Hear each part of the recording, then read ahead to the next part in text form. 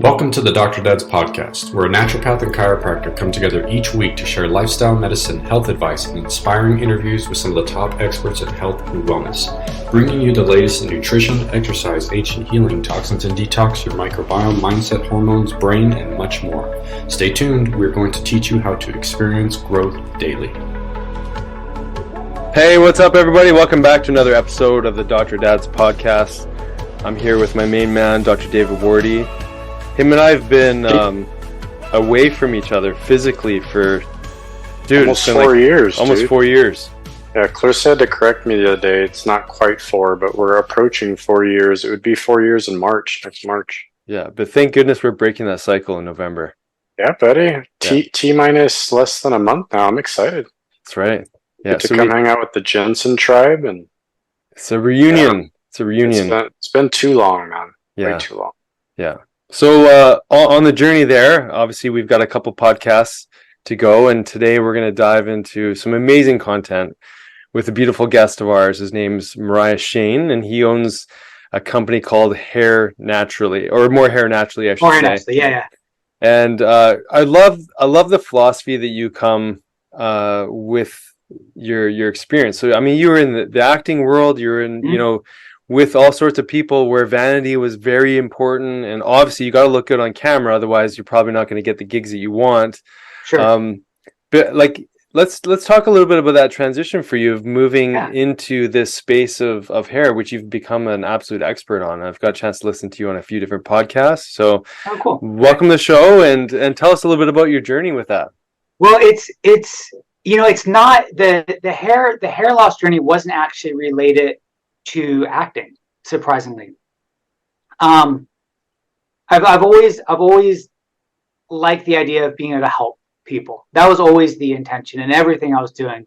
And in terms of like the hair loss world, what happened was my father in the 90s started losing his hair. And our whole family, every man in my family is bald. We're 100% bald, all of us. I should have no hair right now. I'm thrilled to have what I have. So my father started losing his hair, and now my whole approach to health and life, and my family's whole approach to life and health, has always been that our bodies have evolved synergistically with nature for millions of years.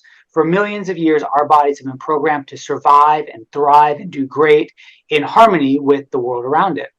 And so whenever someone in my family got sick or had like some sort of physical challenge, the methodology and the thinking was, okay, so what in our body is supposed to be fixing that? Like, what in our body is not working that is causing this problem to exist? And then how do we strengthen that mechanism so the body can start to repair itself and keep those mechanisms alive? So that's always been our approach. We've always looked for nature for those strengthening elements, because that's how we've been doing it for millions of years. And why is it different now? It really shouldn't be in terms of our body and our relationship to that. So when my father started losing his hair, that's initially where we looked, but there wasn't anything there. There was some home remedies. There's always been home remedies. Like at one point it was chicken poop on your head. When my father was looking, it was all about onion juice on your head. Wow. Which actually onion juice has a little validity in terms of the sulfuric content, but you're never gonna get what you need from the onion juice. You're gonna smell like onions. Be kind of sad. Yeah. Chicken poop. What was the draw for chicken poop? What was in it? I don't know, but it was the thing back in like the early 1900s. If you had hair loss, chicken poop, that was the answer. My goodness. So anyways, my father, we didn't have anything. So my father went down the route that the drug route, the same route that people go down today. It's the same drugs that we're using today were the ones that were developed in the 70s that my father was using in the 90s.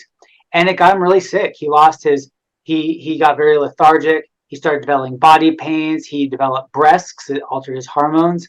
And at that point, we were all just like, you got to stop. You're miserable. You can't do this. And I'm assuming, just sorry to cut you off. I'm assuming he was on a 5-alpha reductase inhibitor of some kind. Correct. Yeah, correct. Right. Yeah, correct. And then, so it was a finasteride. Right. which essentially is what that is. Yeah. And then so my mother's from Italy, and she was talking to a cousin, and they're like, oh, well, there's this little pharmacy down the street. They call it the labs pharmacies. So it was actually a little lab. Which there's a little pharmacy down the street that's doing some very exciting work in the natural field. And my mom's like, yeah, send us some. Great. So she sent us some, and my father started using it, and it started working, and it was all natural. And then my family became their North American distributors.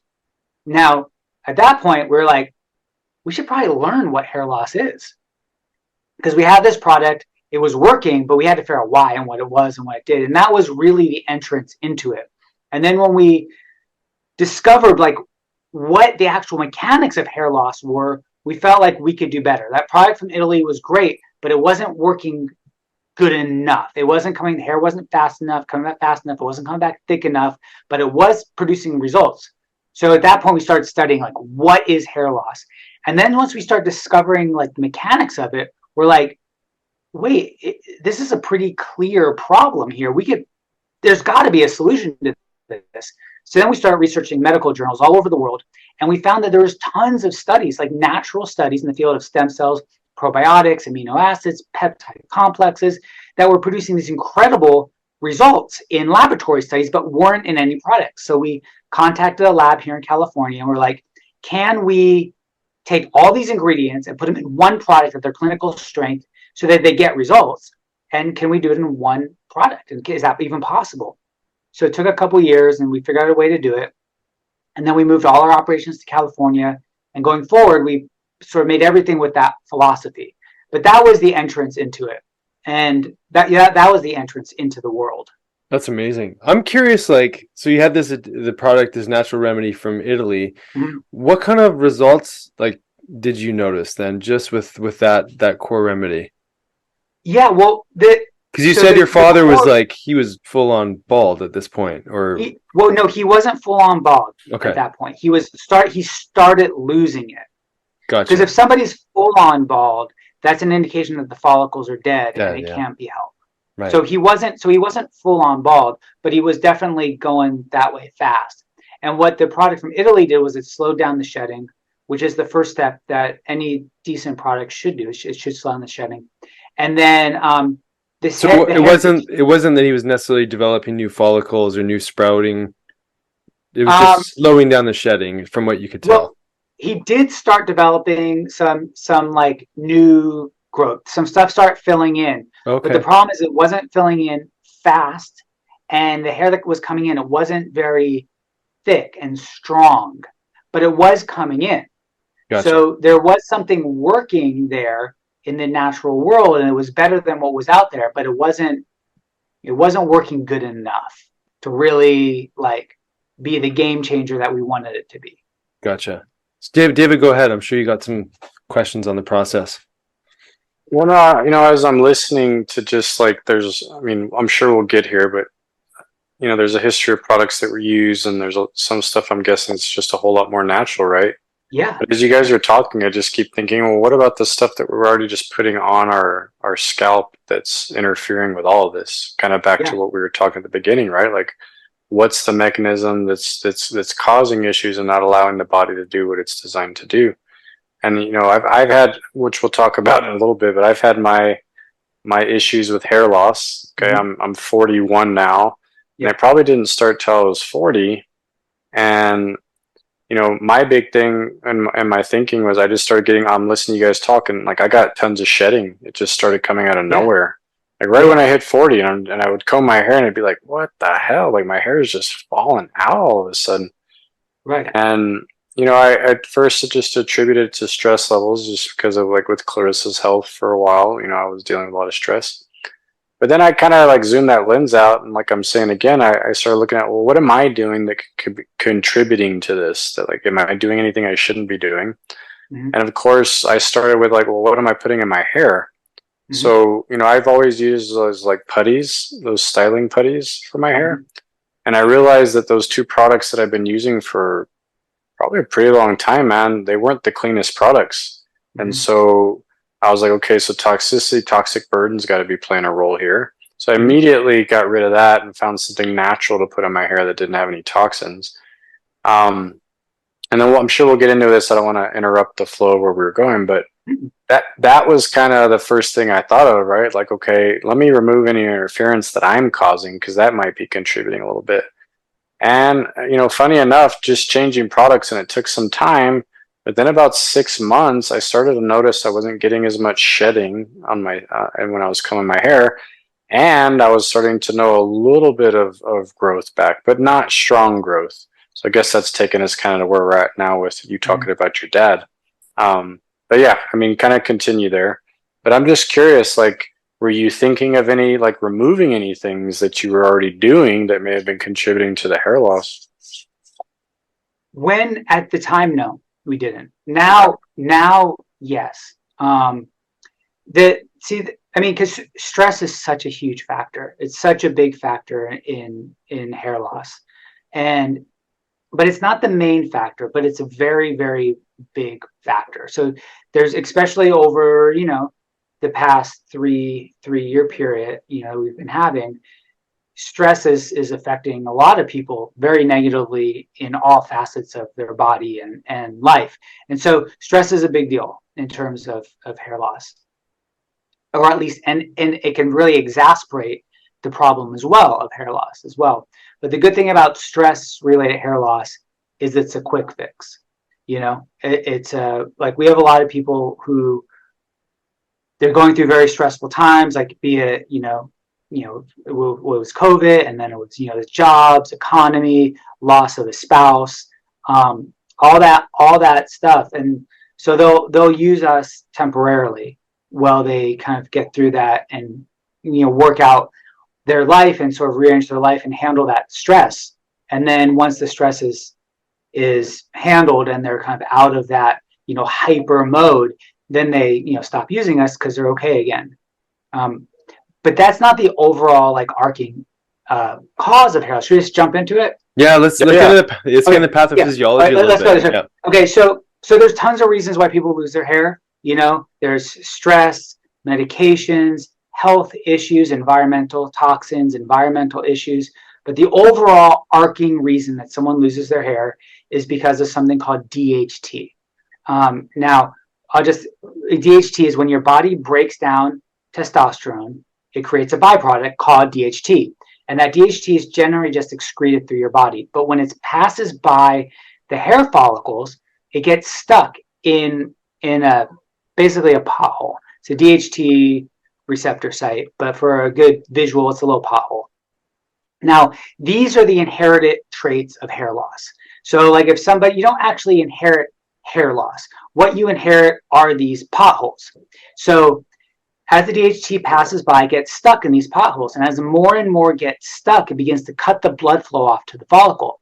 So over time, more and more gets stuck, less and less blood's being delivered to the follicle. The follicle starts to get weaker and weaker, thinner and thinner, starts shedding, and then eventually it just dies. So in a nutshell, that's really the mechanics of hair loss, is that function. Now, how much hair loss you'll have is really, it's really dependent on either how much testosterone you're producing, which will result in how much DHT you're producing, versus how many of these little potholes you've inherited. So if you have tons of potholes, but you're not producing a lot of DHT, you're not going to have hair loss till much later in life, which is why women tend to see hair loss later than men, because they're still producing DHT, but they're producing less than men. So even though they may have inherited a bunch of these little potholes, it's going to take longer for enough to accumulate that it really starts to suffocate the follicle.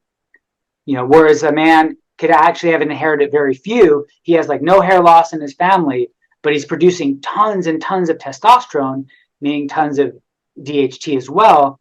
He's going to have hair loss, and he'll be like, none of my brothers have hair loss. No one in my family has hair loss, but that's wise, because he's producing an excess amount of that. Now, we don't believe in changing your hormones at all. And like what you mentioned earlier, like the finasteride, which blocks it inhibits the enzyme which is used to break down testosterone, which creates the DHT.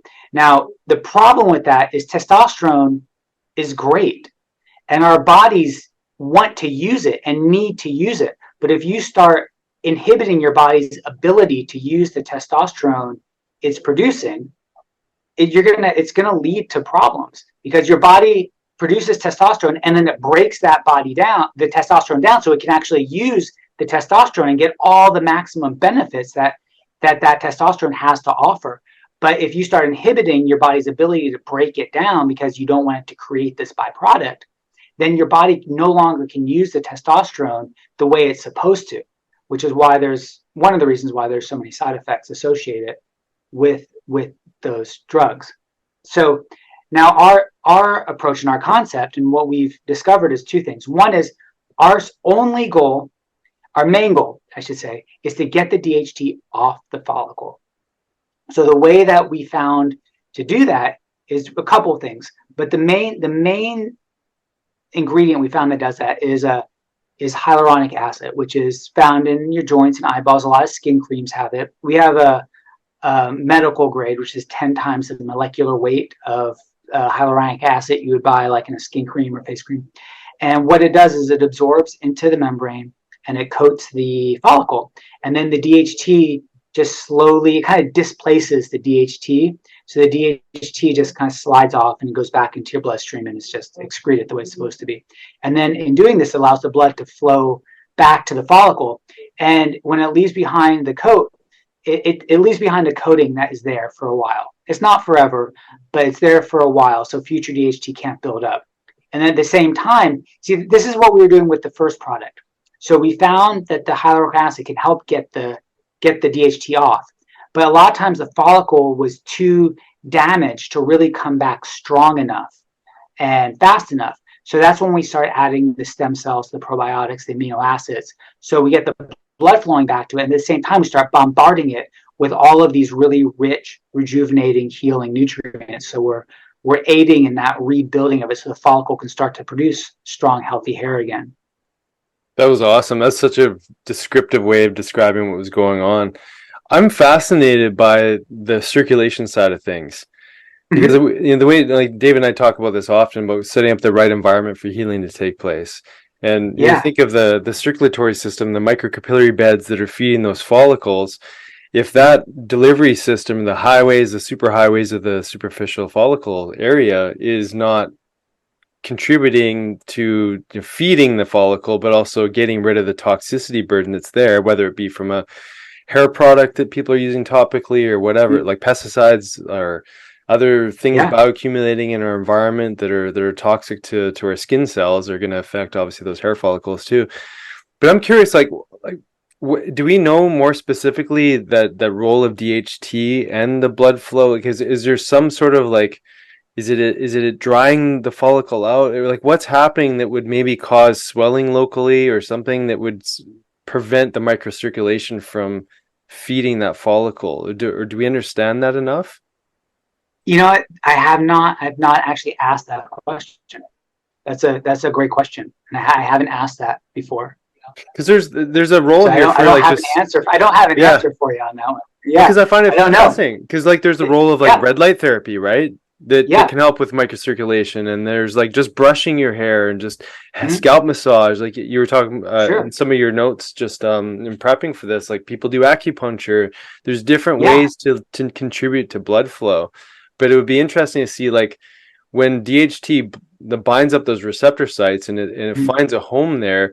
Is it swelling the tissue? I wonder what's happening that's contributing to the blocking of blood flow. But maybe someone listening knows the answer to that too. I don't know. Yeah, maybe. I'd love to know. But see, the things with all those massage, acupuncture, all that stuff is great, because, and the reason why people will see results with that is because they're getting the blood past that DHT buildup. So it's getting something to the follicle. So that all that stuff is very valuable to do, especially if you're not doing anything. Massage is something you can do just right now. You don't have to do anything. You don't have to research. You don't have to buy. You don't have to. There's nothing you have to do. You can just do it, and it's very helpful for that. I mean, ultimately you do want to get that DHT off, because that's the real issue. We have a lot of people who call and they're like on amazing diets and they're taking incredible supplements, which is so vital and so important and awesome, and we really encourage that. But they're freaked out because their hair health is not very good. And I'm like, well, and the problem is that all those incredible nutrients just aren't making it to where they need to go. There's tons of benefits everywhere else in your body, but they're not making it to the follicle where they need to make it. So the big game changer is just getting that off the follicle and getting the blood flowing back to the follicle. Love it. In a way that's sustainable, in a way that, because that's essentially what minoxidil is designed to do. But you're dependent on it for life, because it's not actually taking the barrier away, it's just forcing it up against it and through it. So if somebody gets results from it, it's because it made it through. It forced the blood through. But then the second you stop, it's the drug that's forcing it through. So the second you stop having that flow, and then the follicle just dies. Yeah. But ultimately, that's the goal, is to get the blood flowing back to the follicle. If you do it on your own, the body starts functioning the way it's supposed to be functioning. The follicle just comes back the way it's supposed to. But it won't come back 100% for a lot of it, because a lot of people wait a long time. And so once a follicle dies, it's dead. So a lot of people, if they're waiting like 15, 20 years, there's going to be dead follicles interspersed with their current hair setup, and so it's never going to come back 100%. Yeah. And so like we mentioned, even your father or just people who are bald, once it's shiny, like tell us like what does a dead follicle look like on the surface of the skin? Like where is your product not going to work, essentially? Like your forehead. Yeah. Yeah, like right here. It's not the lower forehead, like above the eyebrows. It's not going to work right there. Yeah. But that's an indication that the follicles have died. Yeah. Is that shiny bald skin. Yeah. David, go ahead, buddy. But just real quick, sorry, David. There's just if someone has like an acute illness though, and they suddenly lose all their hair, that doesn't mean their follicles just died, because there is a dormant phase that they go through. So if someone has like a sudden acute illness, they lose all their hair suddenly, that doesn't mean that they're just going to be bald forever. There is hope that it can come back, because it does go to a dormant phase first, just so someone hears that happens to someone, they're not panicked suddenly, So I'm thinking, DHT is the main problem here, and we need to get that stuff pretty much out of potholes, like you're saying, and then we need to restore the circulation, correct? How much does, like, we talked about red light, Nick mentioned that, but a lot of people will run to like collagen and some of these other things when they're losing hair as well to try to strengthen, hair, skin, and nails. Like, tell me a little bit about that. Like, do you use that in some of your products? Is that not something that you found really helps with this process, really getting to the root of it kind of deal? Like, well, I think it's all good. To be honest, it's all good. Like red light, it's great, because red light does help increase circulation. It does. And collagen's great. It's great for your body. There's different kinds of collagen, and as you guys know, but collagen's great. But again, you got to get it to where it's going to make a difference. And if it's being blocked and you can't get it there, you're not going to see the results that you're looking for. But here's something that also is, I think, really important though. It's the actions matter, like, so somebody's concerned about their hair, and they read somewhere, or someone told them like collagen's great, and they go get collagen and they start taking collagen. That's important, because that's a positive action that somebody's taking to make a difference in their life. And and just in taking that action alone, that action is going to help increase their self-esteem, their self-awareness, their energy, because they're in control. They're putting themselves back in control of a situation that they might feel out of control of. So So I would never discourage anybody from taking an action and then sticking to it, because that action is empowering. I might not think that that's the action that's going to get them the ultimate result that they're looking for, but I do think that action will ultimately help set them up to feel better about themselves and their lives. And in doing that, they might stop caring about their hair situation because they don't have attention on it anymore, which ultimately is the goal. The goal ultimately is to get your attention off your body and have your attention focused out in the world. Because the more you're out in the world, the more you contribute to your environment, your friends, your church, your group, everybody. And when you can contribute more with your full energy and your heart and your focus, the world's just a better place. Your environment's a better place. Your friends are uplifted, and then they go out. It's kind of a slow snowball effect. So the goal is ultimately to, if you have attention on your body, to quickly do those things that you need to do to fix it, and then get your attention off your body and put it back where it belongs. And the fun part about that, though, is you don't actually have to get the result to have that self-confidence and that gain. And the best example is if you go to the gym, I'll go to the gym, I'll check myself out before, I'm fine, a little flat, but okay, not so bad. I'll work out for an hour, look at myself in the mirror, look kind of exactly the same, but I feel great, because I'm doing it and I'm on it and I have that boost and I have that energy and that confidence of like, oh yeah, I'm going to take my shirt off. I'm going to leave with no shirt, and I look the same as I did, but I'm doing the right things and I know that. And so I get that boost and that confidence knowing that I'm going in the right direction. And I'm not really that concerned about it because I know I'm doing what I need to be doing and I can focus on other things. That's such an I important agree, message. man. I mean, yeah. I mean, the action piece is huge. Back to like when I was losing my hair, I remember I wasn't really even aware of it. And I went to get a haircut. And the girl that was cutting my hair was like, "Oh, I'm just gonna like cut it right here where your bald spot was." And I remember thinking, "Bald spot? What are you talking about? I don't have a bald spot." So I remember getting home and like filling my hair and like taking pictures with my phone, and like I was like, "Holy shit, I have a bald spot on the back of my head right now."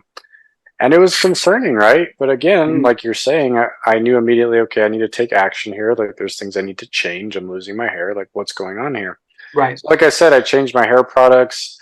I started doing a ton of red light therapy. Yeah. I started taking collagen, like all these things. But another thing that I did at the very front end that I had a question for you is there's all these oils that are being sold now and these like serums that you put, but they're oil based. Yeah. Like I'm curious how these oils are helping with hair growth, because some people will show before and afters and they actually do get a decent amount of hair growth back from these like just natural oil mixes. Can you expand a little bit on that? Do you know much about the oils? Well, it really depends on what's in them and what they're doing, because it really depends on that. Oils in general, I like to avoid personally. We don't have any in any of my products because I feel like it could potentially not only make your hair greasy and your scalp greasy, but it can also ultimately at the end of the day, start clogging all your pores. So I just try to avoid that, but it really is on an ingredient basis and what is, it's not the oil itself, it's necessarily what's in it.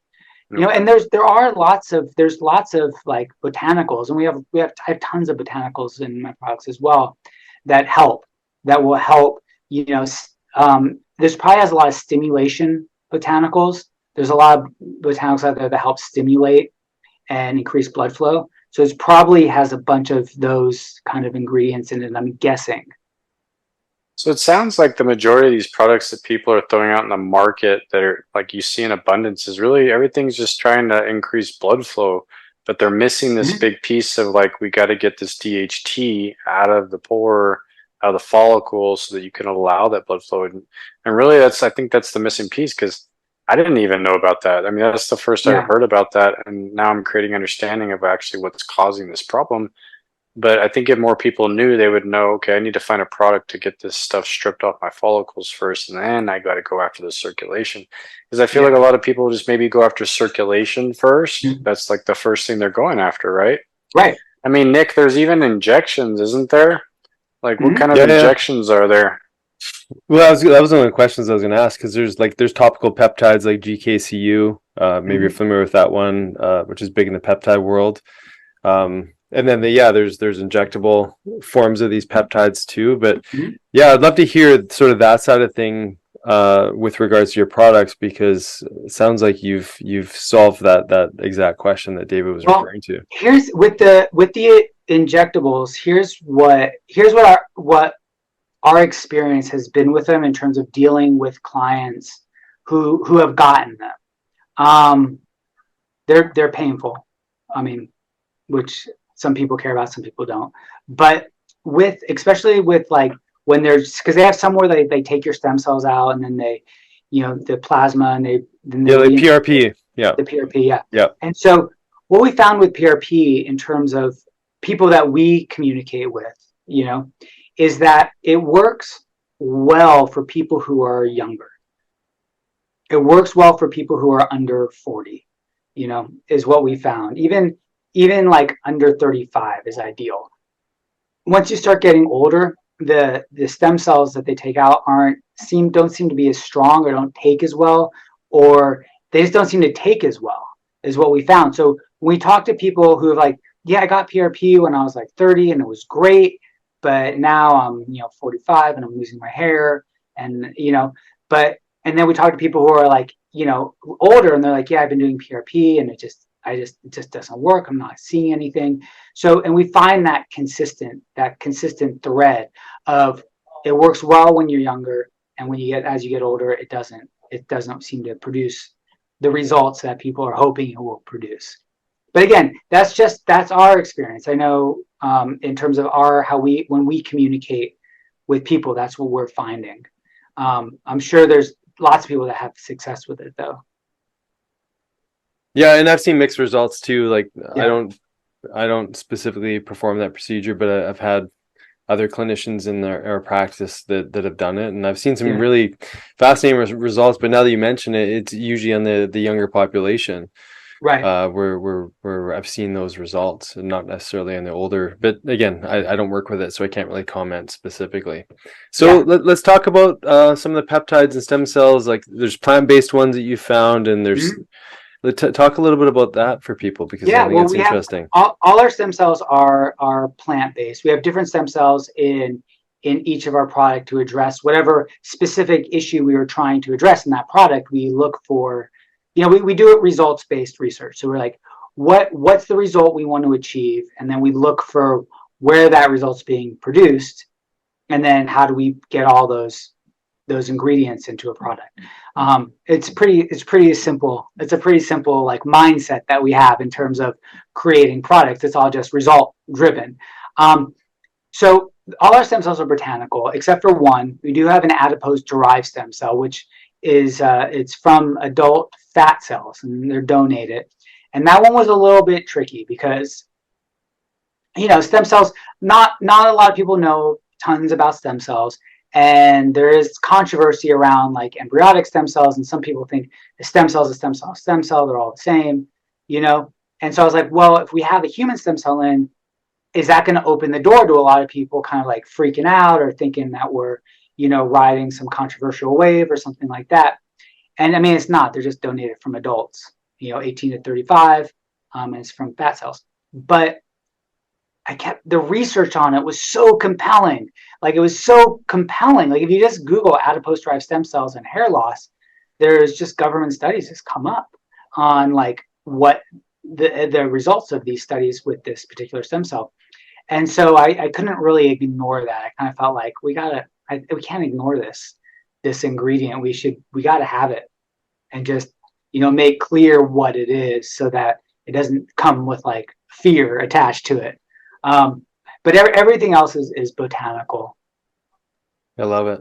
Well, I definitely want to talk about your protocol specifically, but maybe before we get there, let's dive into just the populations that are really being affected by this, and how this is affecting them emotionally. Like you touched on that a little bit beautifully, Mhm. but I think it's really important for people to address maybe the elephant in the room, which is basically, how do you feel in your body, and really addressing Right. things from that more holistic point of view, and like you said, take some of the tension off of the hair, and then put it into this whole being that we are. But I'd love to hear Yeah. some of your philosophy on that in a little bit more detail. Well, I think the word vanity has a bad rap. You know what I mean? People hear vanity and it's a negative connotation.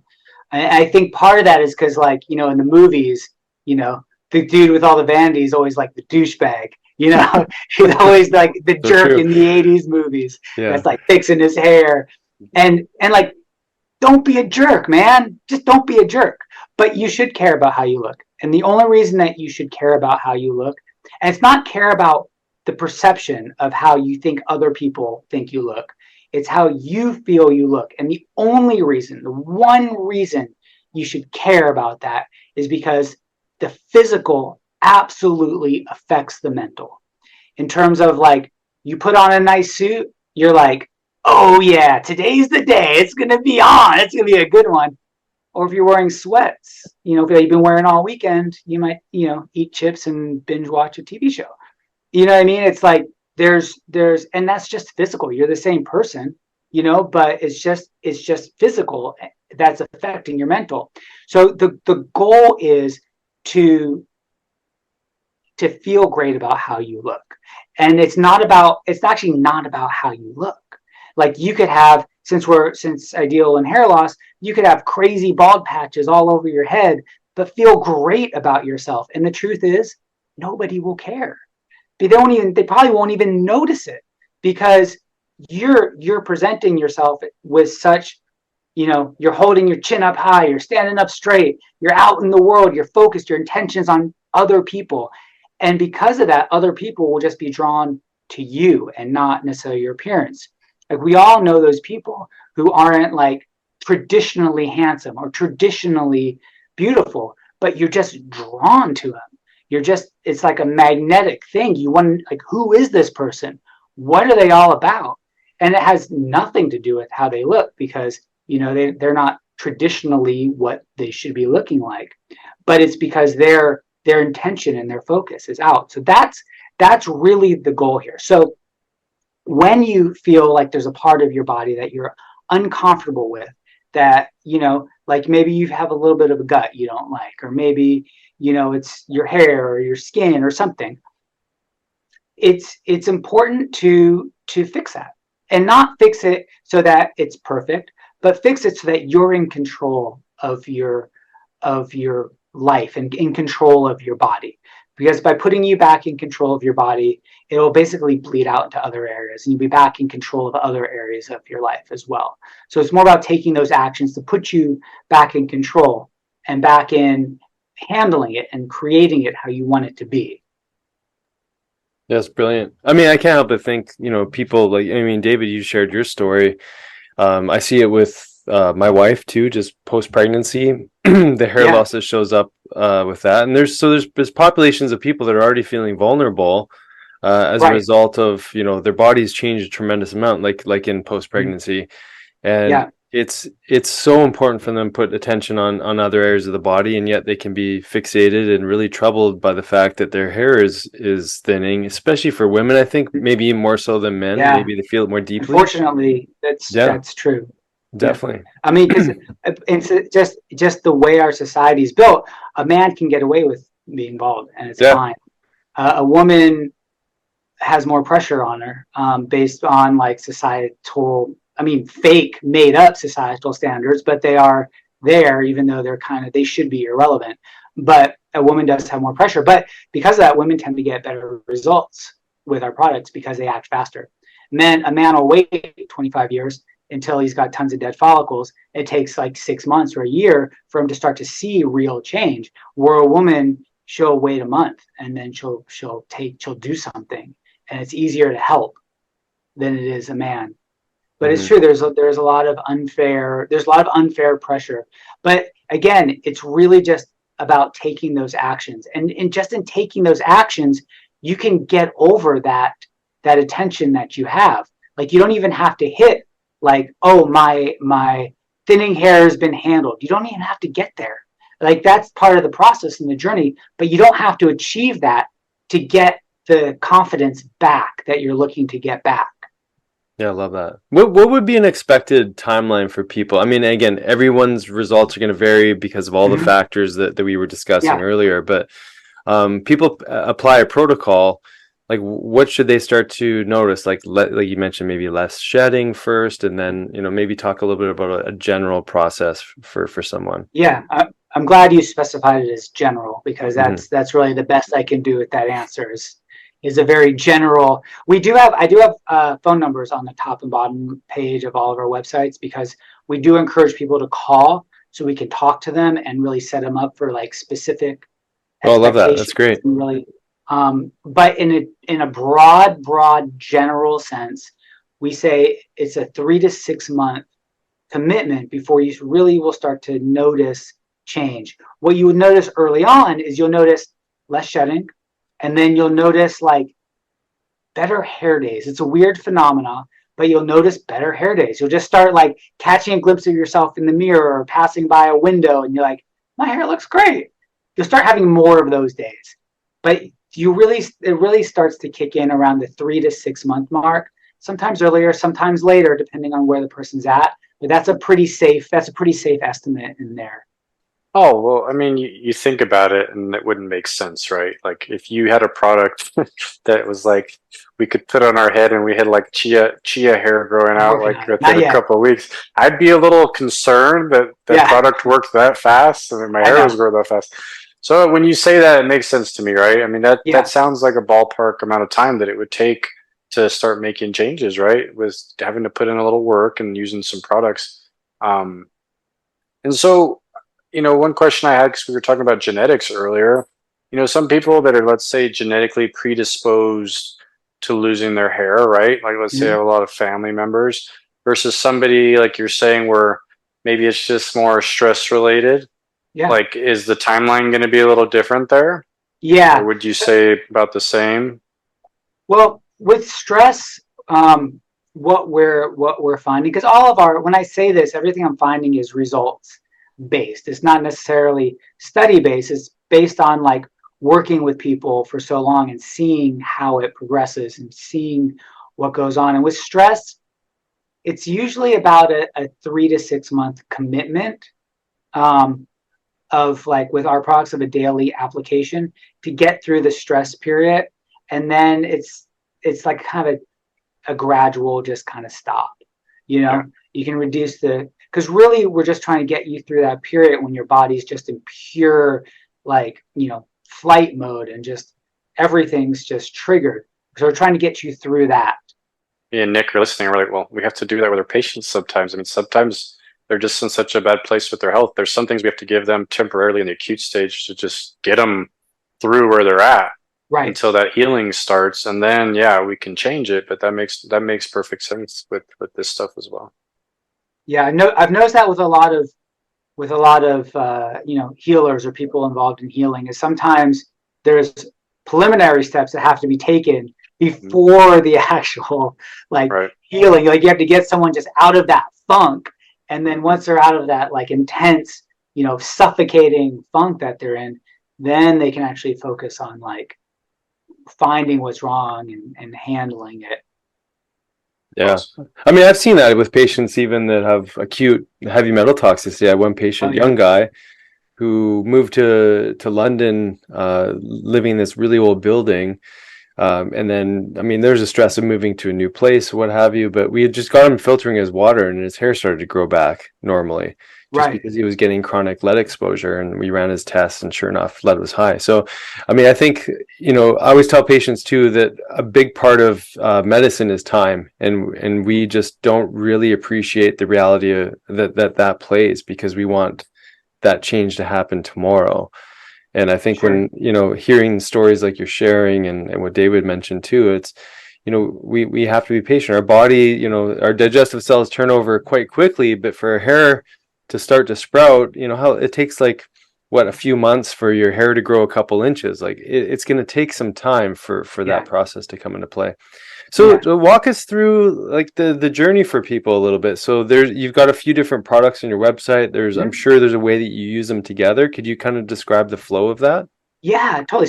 So the website's morehairnaturally.com, and we have, like I said, we have phone numbers on the top and bottom, and we do encourage people to call and just get a consultation, a free consultation. There's no obligation to buy anything.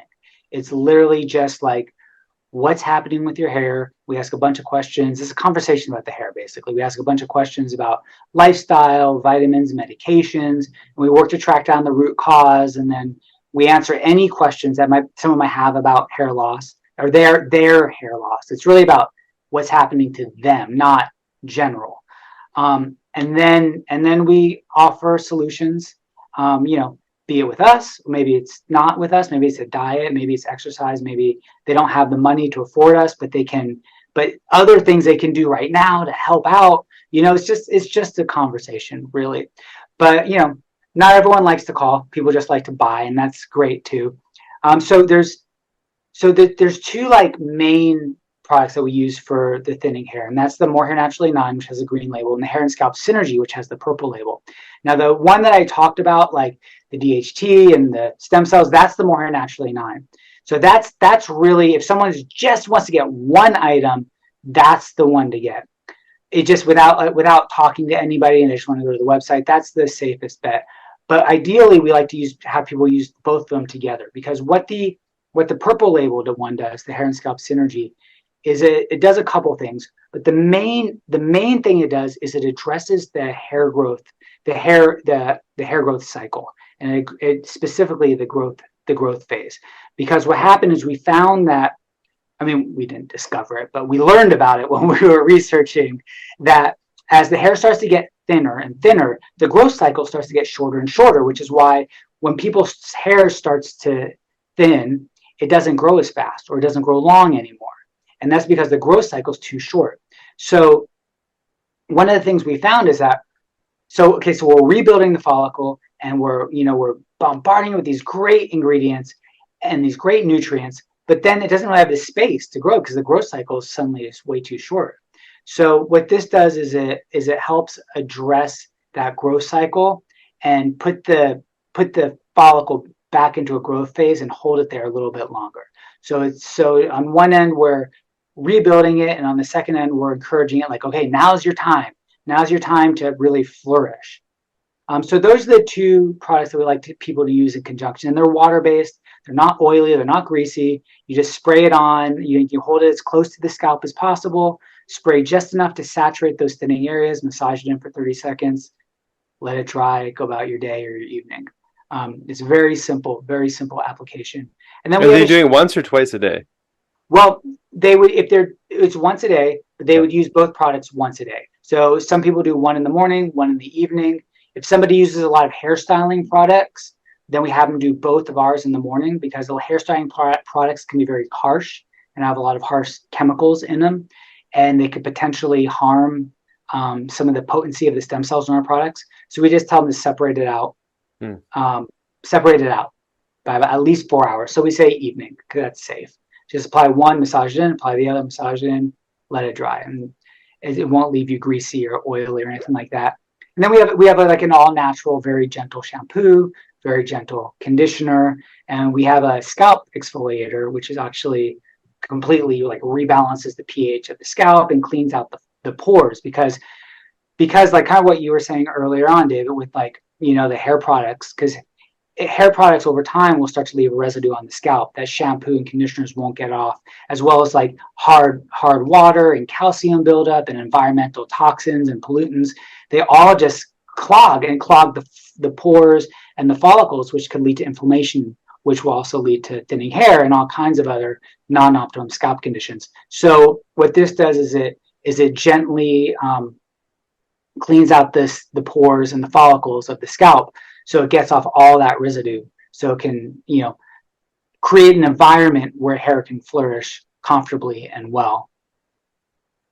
And just out of curiosity, like, how long will do these bottles last? Is this pretty much a month's supply when you purchase some of these things? It really depends. Like the shampoos, conditioners, and the exfoliator will last a few months. It just depends on how often you shampoo and conditioner and stuff. But the actual bottles for the thinning, the goal is to saturate the thinning areas of the scalp. That's the goal. As a measurement, what we did so we could actually answer that question is we measured it to say 8 sprays per application. A bottle will last 1 month. So 1 month at 8 sprays per application. But a lot of people don't need 8 sprays to saturate those thinning areas. So if you do it in 5 or 6, the spray is pretty strong. So 1 spray will produces kind of a lot of liquid. So you might not need to do that 8 sprays. So we say at 8 sprays, it's going to last a month. But again, the goal is just to saturate those thinning areas. So if it's only a couple sprays, you're going to extend the life of that bottle. Well, and I'm looking at your stuff, but this is a very affordable system to use. I mean, a lot of people spend, just on PRP alone, what's that look like, Nick? What's the average charge for Minimum PRP? 600, upwards of 12 to 1,000, 14, right? Yeah, well, at least. Yeah. So people go in for these other types of procedures and stuff like that, and you're getting to the source with some of these things, and my thing is I'm always looking for value, right? Right. And sometimes I think some people can get sticker shock, but if this is 3 to 6 months and you're investing in getting your hair back, this is very affordable, man. And my hat's off to you, man, because in this type of industry, it'd be very easy to charge a lot for some of these things, but you have really cool stuff in your products. It's all natural.